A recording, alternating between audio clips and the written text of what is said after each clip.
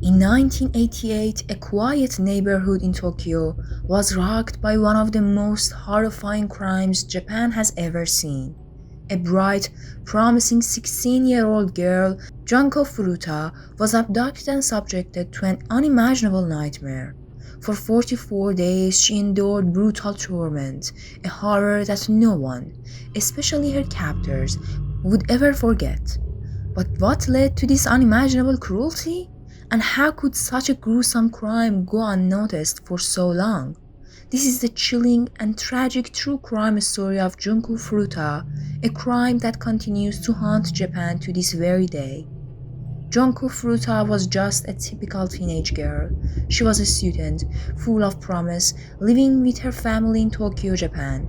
But on November 25, 1988, her life would forever change.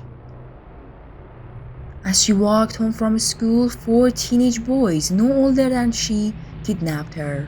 They had been watching her for days, waiting for the perfect opportunity to strike.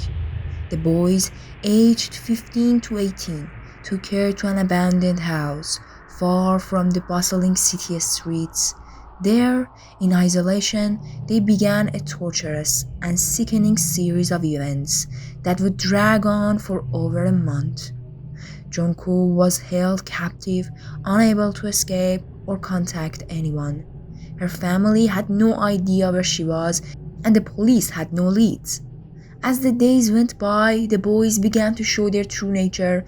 What started as a shocking abduction quickly turned into an unimaginable nightmare. They tortured Junko in ways too disturbing to describe, each day more harrowing than the last. She begged for her life, hoping that someone, anyone, would rescue her. But as the hours turned to days, she soon realized that no one was coming. The torment Junko suffered in that house was beyond comprehension. It wasn't just physical abuse, it was mental and emotional torture that broke her spirit. The boys took turns inflicting pain on her, burning her with cigarettes, assaulting her, and trapping her in a nightmare she couldn't escape. But what made it worse was that they didn't keep her hidden. They bragged about their cruelty to friends, treating her suffering like some sick game. Meanwhile, Junko's family and the police were left in the dark. Junko's disappearance sparked concern, but with no leads to follow, the case stalled. The community lived in growing fear, but no one knew where the girl was or what horrors she was enduring. Days turned into weeks, and still the police could find no trace of the missing teenager.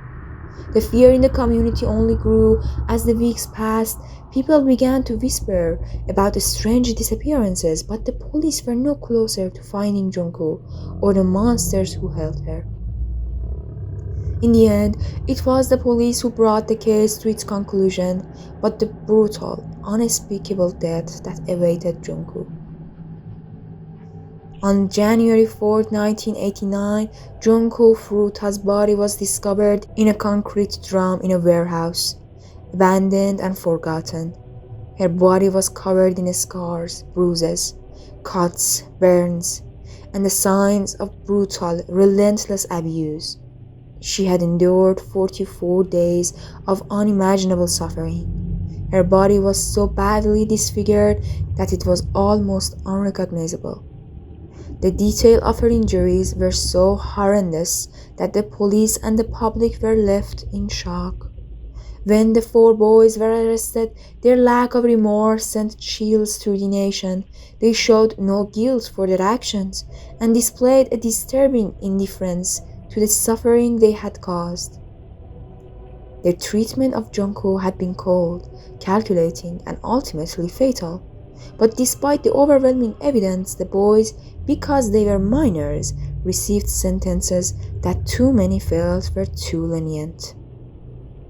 The case sparked outrage and demanded for justice, but it also left a stain on Japan's juvenile justice system. For Junko's family, no amount of punishment could bring their daughter back or undo the horror she endured. Junko Furuta's story is one of the most heartbreaking and disturbing crimes in history. It's a reminder of how fragile safety can be, how quickly life can turn into a nightmare, and how evil can lurk in the most unsuspecting places. Though her torment is over, the trauma of her story will haunt everyone who hears it. Her death sparked calls for reform in the justice system, but the horror of what happened to her remains. Junko's story will never be forgotten, not just because of the cruelty she faced, but because of the way it opened the world's eyes to the darkest depths of human depravity. Let Junko's story remind us all of the importance of vigilance, justice, and comprehension. It's a haunting tale, but it's one that must be told, so that the horrors she faced will never be forgotten.